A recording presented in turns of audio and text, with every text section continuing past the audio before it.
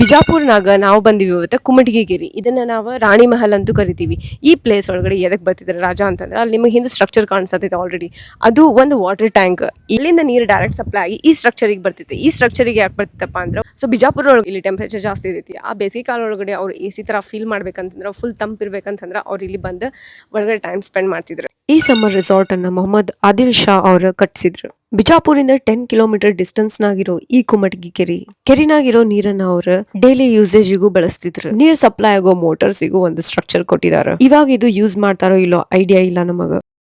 So ಇದು ನಮ್ ಹಿಂದೆಲ್ಲ ಕಾಣಿಸತಿರೋದು ಇದು ಕುಮಟಗಿ ಕೆರಿದಿಂದ ಇಲ್ಲಿ ಡೈರೆಕ್ಟ್ ಅದ್ ನೀರ್ ಸಪ್ಲೈ ಆಗಿ ಹವಾ ಮಹಲಕ್ಕೆ ಹೋಗ್ತಿತ್ತು. ರೋಮಾಂಚಕ ಬ್ಯೂಟಿಫುಲ್ ಆಗಿರೋ ಈ ಒಂದು ಪ್ಲೇಸ್ ಒಳಗಡೆ ಮೂವೀಸ್ ಶೂಟ್ ಮಾಡಿದಾರ.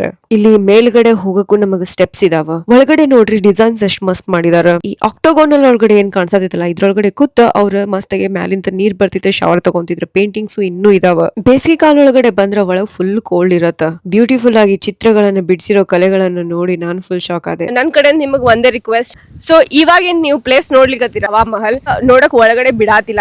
ಮೇನ್ ರೀಸನ್ ಈಸ್ ಅಲ್ಲೆಲ್ಲ ಈ ತರ ಗಲೀಜ್ ಮಾಡ್ಬಿಟ್ಟಾರ. ಯಾರಾದ್ರೂ ಹಿಸ್ಟಾರಿಕಲ್ ಪ್ಲೇಸಸ್ ವಿಸಿಟ್ ಮಾಡ್ತೀರಂದ್ರೆ ಈ ತರ ಗಲೀಜ್ ಮಾಡ್ಬೇಡ್ರಿ. ಇವತ್ ನಮಗ್ ನೋಡಕ್ ಸಿಗತ್ತಿಲ್ಲ, ಮುಂದಿನ ಬೆಳಗ್ಗೆ ನೋಡಕ್ಕೂ ಸಿಗುದಿಲ್ಲ.